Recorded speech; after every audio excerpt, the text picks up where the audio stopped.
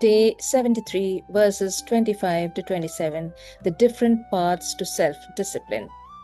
Namaste and welcome to Gita 360. Earlier, we explored the state where the boundaries between ourselves, our actions, and the divine begin to dissolve. Today, verses 25 to 27 continue this discussion by introducing different forms of yajna or offering as diverse paths to spiritual growth. Some yogis worship the celestial gods by offering different sacrifices to them, and some offer sacrifices in the fire of the Supreme Brahman or truth. Sacrifice or yajna should be performed as an offering to the Supreme Lord. However, people vary in their awareness and hence perform sacrifice in different manners. Some worship through traditional rituals and external offerings to the celestial powers. Others follow a more contemplative path, offering their actions, their egos, and their sense of self into the fire of spiritual understanding, letting go of their inner me to connect with a larger whole. The Gita is acknowledging that people approach inner growth in different ways. Some connect through devotion, some through reflection, some through rituals, some through knowledge. The outer forms may differ, but each represents an attempt to move beyond the narrow boundaries of the individual self and connect with something larger.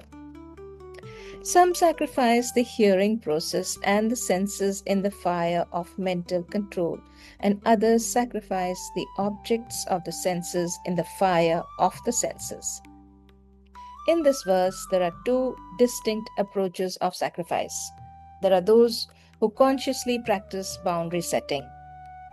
They are aware and actively regulate what they allow into their minds by watching what they listen to, watch, speak, consume, and interact with.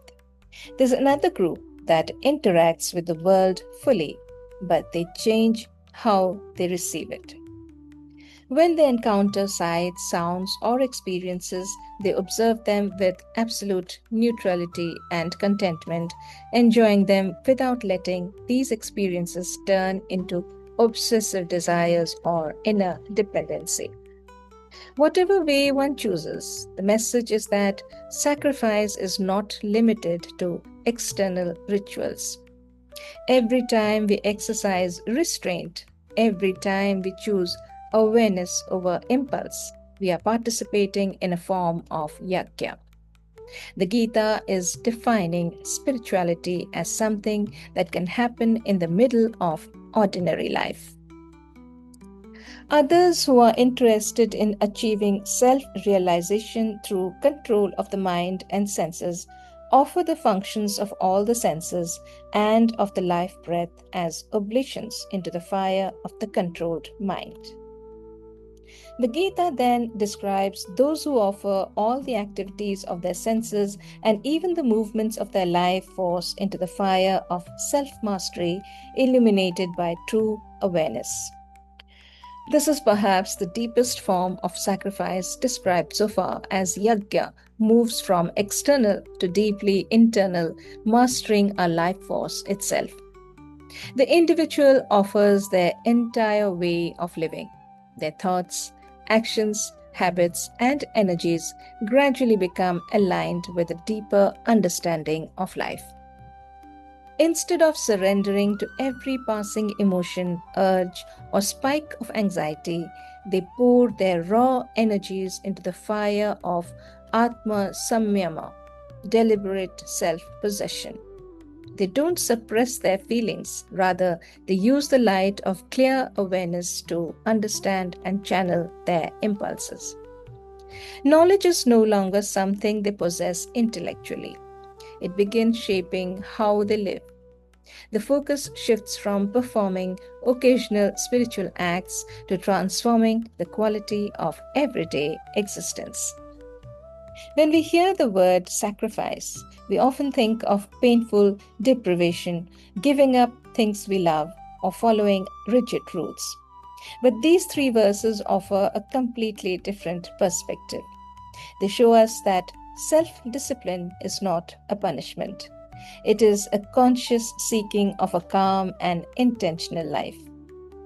Every single day, we are bombarded with inputs, be it online or offline. Our minds react with sudden bursts of irritation, comparison, or worry. If we live without any boundaries, we quickly become reactive, bounced round by whatever headline, email, or mood hits us next. We end up exhausted by our own internal noise. These verses invite us to find some form of discipline that can bring us back to peace. For some, it might mean practicing the fire of restraint, knowing when to step away or filter out. For others, it can be about learning to enjoy life's comforts without letting them own us. For some others, it can be about pausing to take a deep breath to regulate our thoughts before responding to a difficult message. True discipline is the act of pouring our impulses into the fire of awareness so they can be transformed into clarity. It is about realizing that we do not have to be victims of our environment or our impulses. It is about choosing where and how we manage our energy. Thought of the day.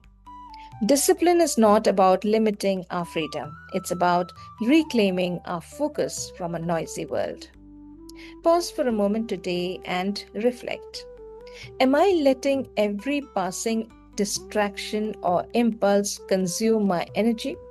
Or can I find one small area today to practice a quiet, conscious boundary? Thank you for joining me on Gita 360. May we learn to recognize that even the smallest conscious choices can become offerings that slowly transform the direction of our lives.